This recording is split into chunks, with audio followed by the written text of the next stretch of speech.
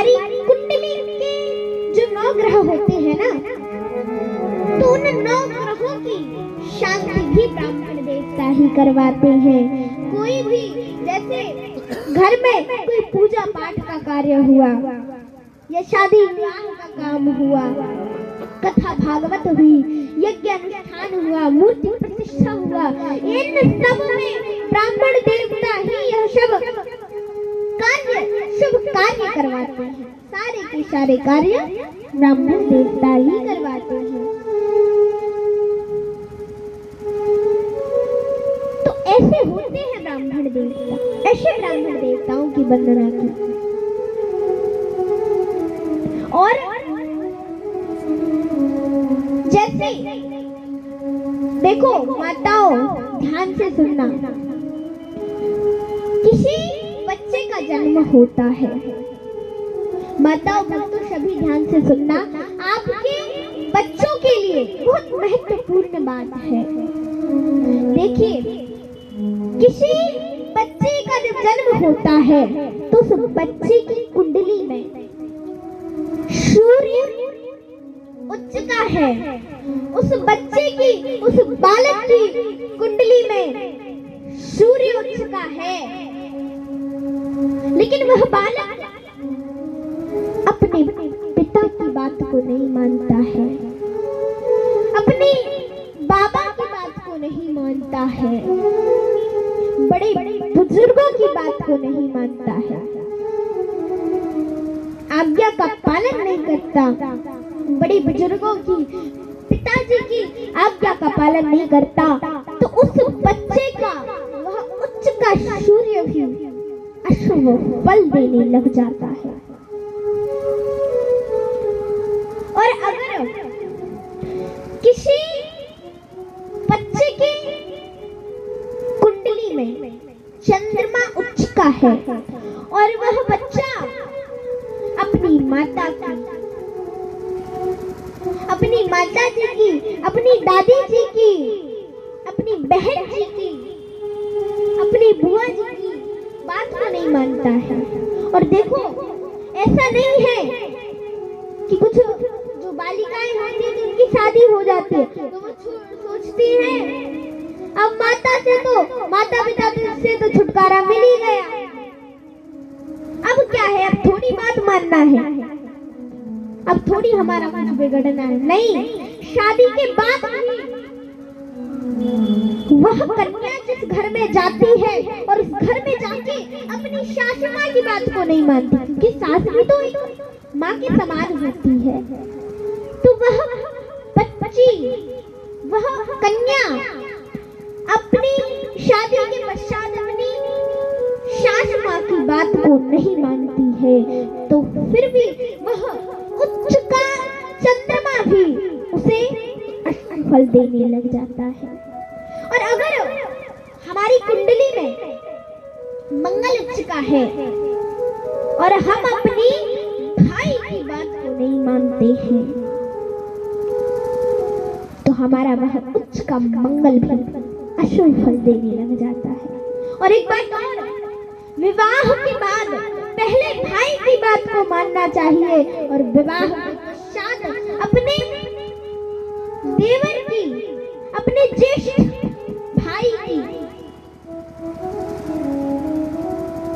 जेठ की बात को नहीं मानते हैं, वह कन्या नहीं मानती है, तो उसका उच्च का मंगल भी अशुभ फल देने लग जाता है। और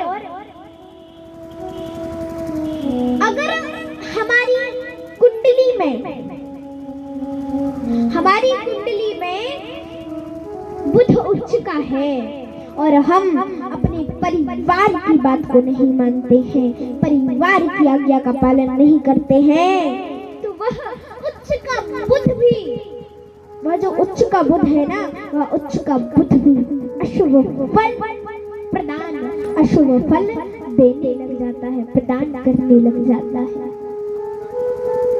और देखो, जब हम अपने परिवार की आज्ञा का पालन नहीं करेंगे तो घर में लड़ाई घर में झगड़ा होगा, घर में क्लेश उत्पन्न होंगे, लड़ाई झगड़ा होगा, तो उसके लिए भी उपाय है। क्या उपाय है? अगर हमारे घर में, हमारे परिवार में लड़ाई झगड़ा हो रहा है, आपस में, परिवार में आपस में लड़ाई झगड़ा उत्पन्न हो रहा है, क्लेश हो रहा है, क्लेश उत्पन्न हो रहा है, तो हम गाय को हरा हरा चारा खिलाएंगे तो हमारा वो जो बुद्ध अशुभ फल देता है वो शुभ फल देने लग जाएगा। घर में कोई लड़ाई झगड़ा नहीं होगा। और अगर देखो हमारी कुंडली में बृहस्पति यानी कि गुरु उच्च का है और हम अपने गुरुदेव की, अपने सर की, अपने मैडम की बात को नहीं मानते हैं, आज्ञा का पालन नहीं करते हैं, तो हमारा वह उच्च का गुरु अशुभ फल प्रदान करने लग जाता है। और देखो या शुभ फल तो देते ही हैं और साथ में इन 9 ग्रहों के अलग अलग संबंध भी होते हैं। कौन कौन? देखो, सूर्य का संबंध हमारी रक्त, हमारी ब्लड, हमारे खून से, सूर्य का संबंध हमारे खून से होता है। और चंद्रमा का संबंध हमारे मन से होता है। कहते हैं ना, चंद्रमा मन सो जा पछो सूरजो अजाय। चंद्रमा मन का स्वामी है। चंद्रमा जो है वो मन का स्वामी है। चंद्रमा मन से संबंध रखता है और कहा है मंगलो भूमि पुत्रश्चा ऋण हर्ता धन प्रदाता। मंगल भूमि से संबंध रखता है क्योंकि मंगल भूमि का पुत्र है। मंगल भूमि से संबंध रखता है और बुध परिवार से संबंध रखता है। बृहस्पति गुरु धन से संबंध रखता है। इसी प्रकार जो 9 ग्रह है, सूर्य, चंद्र, मंगल, बुध, गुरु, शुक्र, शनि, राहु और केतु, ये 9 ग्रह अपने अलग अलग, उन 9 ग्रहों के अलग अलग प्रभाव होते हैं और वह अलग अलग अपने अपने अलग अलग संबंध रखते हैं। तो जब हमारे ग्रहों की जब उच्च का सूर्य शुभ फल देने लग जाता है, उच्च का चंद्रमा शुभ फल देने लग जाता है, उच्च का मंगल शुभ फल देने लग जाता है, तो हमारे 9 ग्रह की, इन 9 ग्रहों की शांति भी ब्राह्मण देवता ही करवाते हैं। ब्राह्मण देवता ही हमारे 9 ग्रहों की शांति करवाते हैं। तो ऐसे ब्राह्मण देवताओं की, ऐसे महेश्वर ब्राह्मण देवताओं की वंदना की, महेश्वर चरना, और कहा मोह जनित संशय सब हरना। हे ब्राह्मण देवता, हे ब्राह्मण देवता, आप हमारा, गोस्वामी तुलसीदास जी कह रहे हैं, देखो हे ब्राह्मण देवता, मैं इस रामचरितमानस का निर्माण कर रहा हूँ, इस रामचरितमानस का निर्माण कर रहा हूँ। मुझे ऐसी शक्ति देना,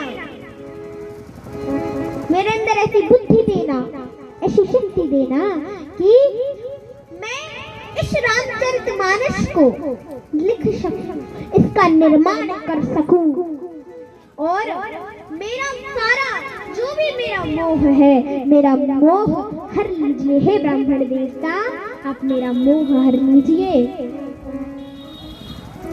मैं इस राम निर्माण कर रहा हूँ। ऐसा कह करके ब्राह्मणों की वंदना की, ब्राह्मणों की वंदना की। और ब्राह्मणों की वंदना करने के पश्चात किसकी वंदना की?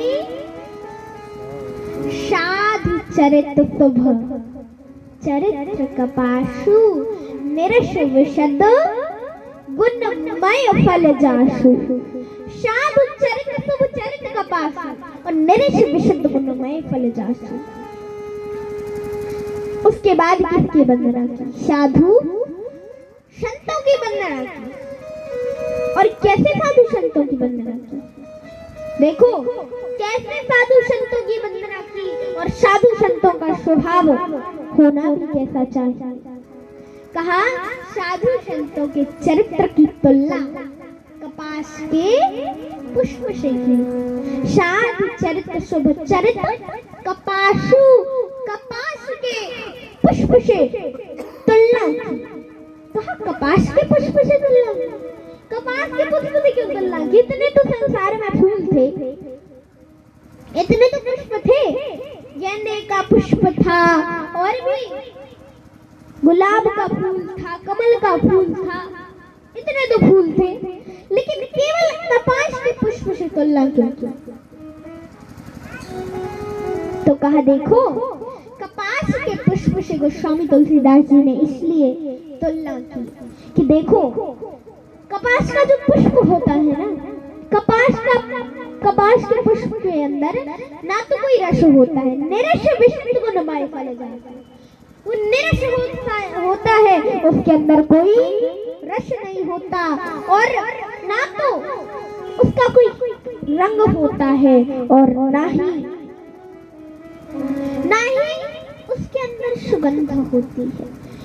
जैसे कोई भी पुष्प हुआ, गेंदे का पुष्प हुआ, तो गेंदे के पुष्प के अंदर रस होता है, गेंदे के पुष्प के अंदर रस होता है और सुगंध होती है और रंग होता है। हर पुष्प के अंदर, केवल गेंदे के पुष्प के अंदर नहीं, हर पुष्प के अंदर रंग होता है, सुगंध होती है और रस होता है।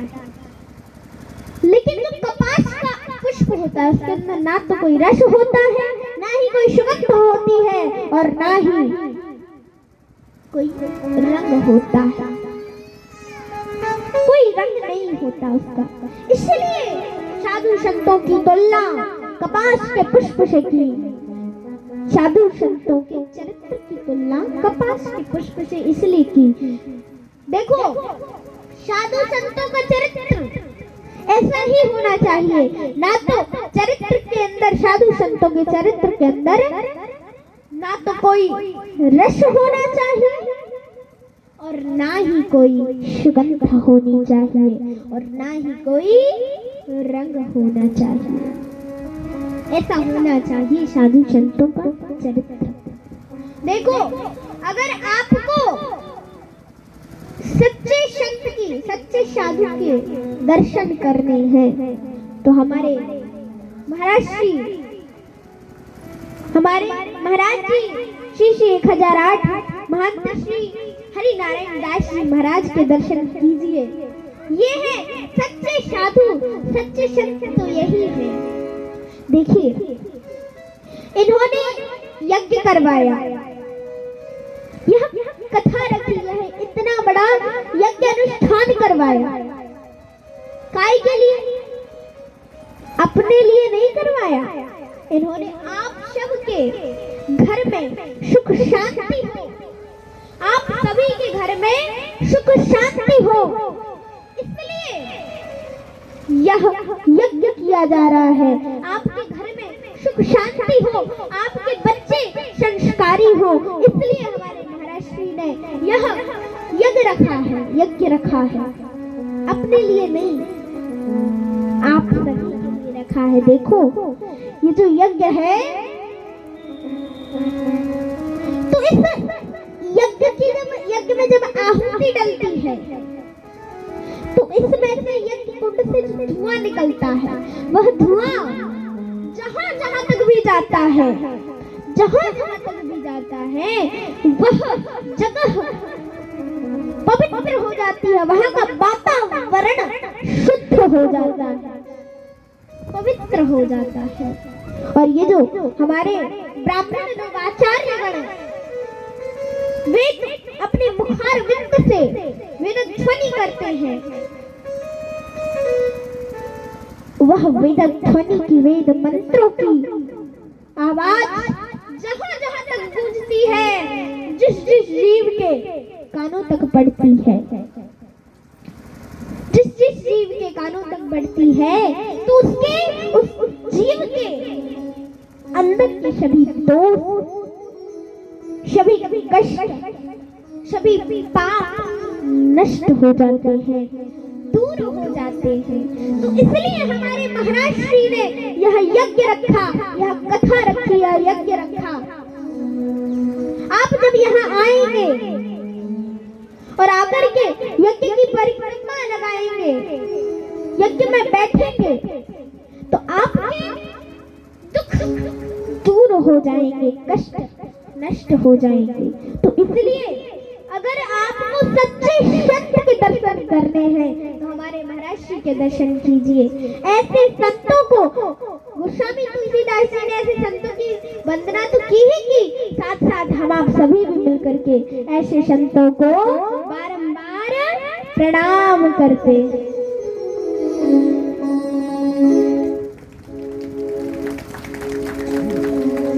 तो ऐसे संतों की गोस्वामी तुलसीदास जी महाराज ने वंदना की कि भज मन राम चरण सुखदाई, राम चरण सुखदाई हो,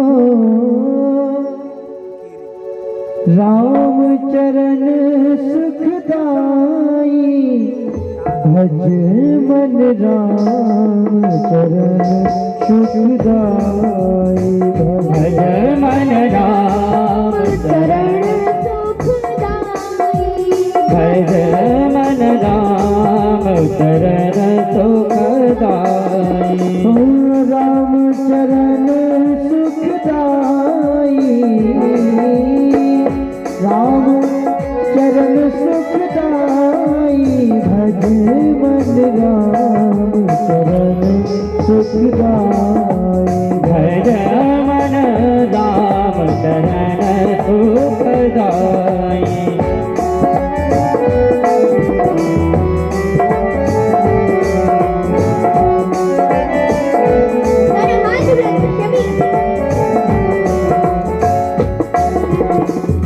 जिन चरणन से निकरी सरसरी, जिन चरणन से निकरी सरसरी, शंकर जटा समाई,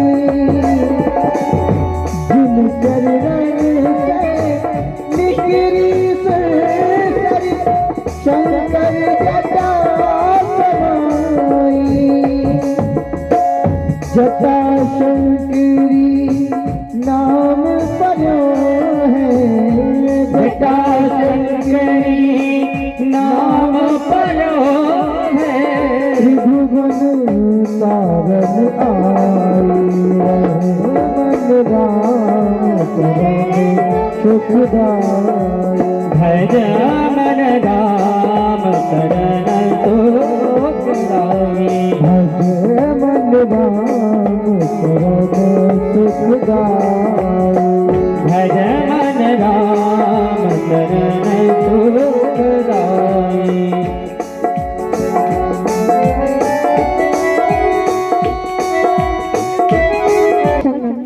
गंगा यमुना सरस्वती,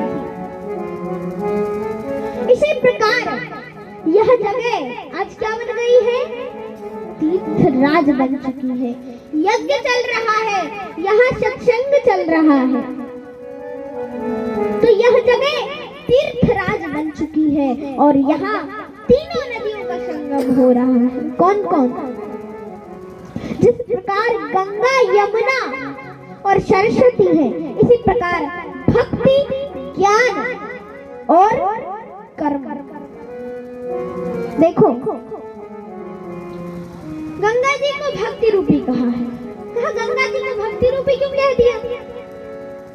देखो, गंगा जी को भक्ति रूपी इसलिए कहा है क्योंकि राम भगत जहां सुरसरी धारा। देखो, भगवान के चरण से भी गंगा जी उत्पन्न हुई और जहां भगवान की भक्ति चलती है ना, वहां गंगा जी की धार बहती है, सुरसरी धारा। सुरसरी यानी कि गंगा जी की धार बहती है, सुरसरी धारा। सरसई ब्रह्म विचार प्रचारा। और सरस्वती जी हो गई ज्ञान रूपा, क्योंकि सरस्वती जी ज्ञान की देवी है, इसलिए उनको ज्ञान रूपा कहा है। और उसके बाद कर्म। कर्म रूपा कौन है? कर्म रूपा है यमुना जी। कहा यमुना जी को कर्म रूपा, किस लिए कहा यमुना जी को कर्म रूपा? देखो, भगवान सूर्य देवता यमुना जी के पिता है। यमुना जी के पिता कौन है? सूर्य देवता। और सूर्य कब आते हैं? दिन में। सूर्य दिन में होते हैं और जो भी कार्य होता है, हर कार्य दिन में होता है कि नहीं होता है? तो देखो, यमुना जी सूर्य देवता की पुत्री है और हर कार्य दिन में ही होता है, रात में तो कोई कार्य होता नहीं है। कार्य दिन में ही होता है, तो इसलिए यमुना जी को कर्म रूपी, कार्य रूपी कहा गया है। अब देखो, यहाँ ये तीनों धारा कैसे बह रही है, तीनों का संगम कैसे है? देखिए, आप कर्म करके, आपने जब सुना कि सत्संग चल रहा है, यज्ञ चल रहा है, तो आप कर्म करके पैदल या जैसे भी आए, मोटरसाइकिल पे बैठ के आए या साइकिल पे बैठ के, जैसे भी आए, तो आप कर्म करके आए हो यहाँ तक आए। यहाँ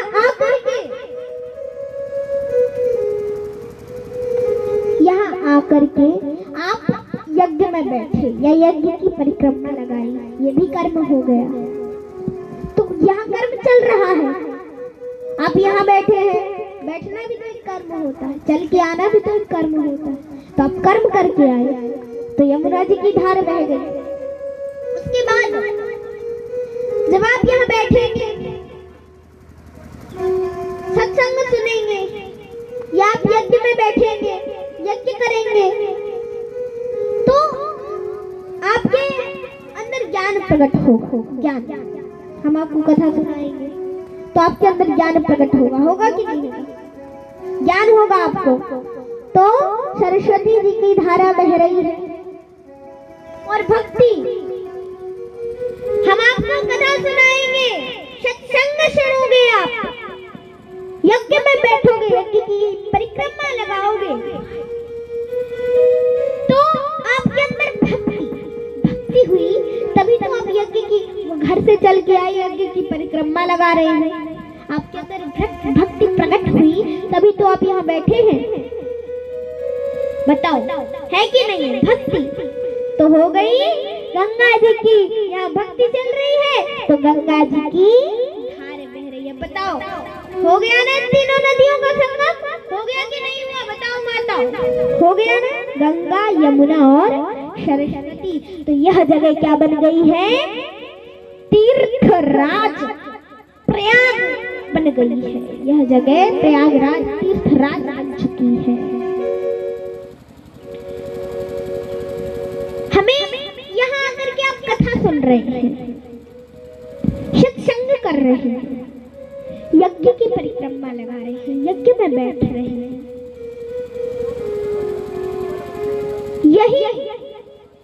जगह क्या है? तीर्थराज है। और देखो एक बात बताओ, यह सब करने से क्या होगा? होगा क्या? आप कर तो रहे हो ये सब, यज्ञ की परिक्रमा लगा रहे हो, आके यहाँ कथा सुन रहे हो, यज्ञ में बैठ रहे हो, यहाँ बैठ रहे हो, कथा सुन रहे हो, तो इन सबसे होगा क्या? बताओ क्या होगा, क्या मिलेगा? देखो तुलसीदास जी ने कहा है, मज्जन फल पेखिय तत्काला, काम मोहि पिक बकऊ मराला। इन सब को करने से काम हो ही पिक बकऊ मराला, कौआ कोयल हो जाता है, बगुला हंस बन जाता है। देखो हो तो जाता है, लेकिन ये मत समझना कि इन दोनों का जैसे कलर, कौआ कोयल का कलर तो एक ही है, लेकिन थोड़ा थोड़ा थोड़ा उनमें अंतर है। काय का अंतर है? बोलने का। कौआ कैसा बोलता है? कड़वा बोलता है। और कोयल कैसे बोलती है? मीठा बोलती है। कौआ की वाणी में कड़वाहट है और कोयल की वाणी में मिठास है। तो रूप नहीं बदलेगा इन दोनों का, रूप नहीं बदलेगा। ये मत सोचना कि रूप बदल जाएगा, रूप नहीं बदलेगा, रूप किसी का नहीं बदलेगा। लेकिन जो हमारी वाणी में कड़वाहट है, हमारी वाणी की वह कड़वाहट मिट जाएगी, नष्ट हो जाएगी, हमारी वाणी में मिठास प्रकट हो जाएगी। रूप नहीं बदलेगा, लेकिन वाणी अवश्य बदल जाएगी। तो ये फायदा मिलता है यह कथा सुनने से, सत्संग करने से, यज्ञ की परिक्रमा लगाने से, कथाओं में जाने से हमें यह फायदा होता है। हमारी जो आवाज रहती है, हमारे जो वाणी रहती है, वाणी बदल जाती है। और आगे ऐसे ही गोस्वामी तुलसीदास जी ने इसलिए कहा, मज्जन फल पेखिय तत्काला, काम होहि पिक बकऊ मराला। और उसके बाद कहा है, विनु शत संग विवेक न होई, और राम कृपा बिन सुलभ न सोई। बिन सत्संग विवेक न होई, सत्संग विवेक न होई, बिना कृपा बिन सुलभ न सोई। राम कृपा बिन सुलभ न सोई, बिनु सत्संग विवेक न होई, बिनु सत्संग विवेक न होई। राम कृपा बिनु सुलभ न सोई। बंदहु संत असज्जन चरना, बंदहु संत असज्जन चरना। दुख प्रद ओघाए बीच कछु बरना, दुख प्रद ओघाए बीच कछु बरना। आकर 4 लाख 84, आकर 4 लाख 84। जात जीव जल थल वनवासी, जात जीव थल वनवासी। सिय राम मैं सब जग जानी, करहु प्रणाम और जुग मानी।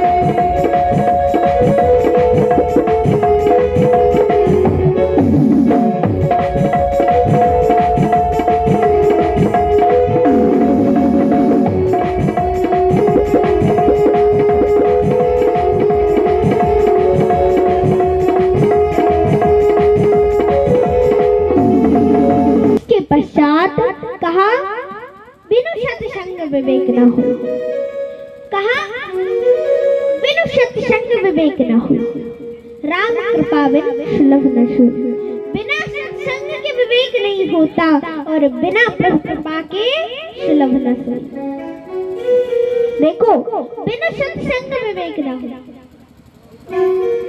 भगवान की कृपा के बिना हमें सत्संग नहीं मिलता। बिना भगवान की कृपा के बिना, भगवान की कृपा के बिना सत्संग नहीं मिलता।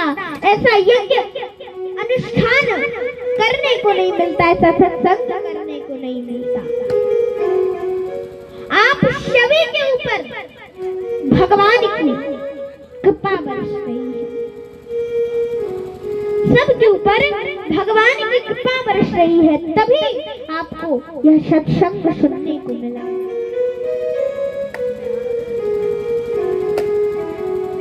देखो, यह सत्संग चल रहा है, यज्ञ चल रहा है, तो आपके ऊपर कृपा बरस रही है। और अगर आपको दिखाई ना दे रही हो कि कृपा कहाँ बरस रही, दिखाई नहीं दे रही कहाँ से बरस रही है कृपा, तो देखो, अगर वो कृपा बरसती नहीं दिखाई दे रही है, तो देखो ये इंद्र भगवान को वर्षा कर रहे हैं। इससे जल बरसने से किसानों को तो फायदा हो रहा है ना, सबको फायदा हो रहा है।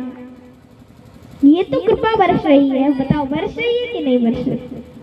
तो ये आपके ऊपर भगवान की कृपा है, बहुत बड़ी कृपा हो रही है, कृपा बरस रही है हम सबके ऊपर। हमें सत्संग मिला, हम आपको सत्संग सुना रहे हैं, आपको सुंदर सत्संग सुनने को मिल रहा है।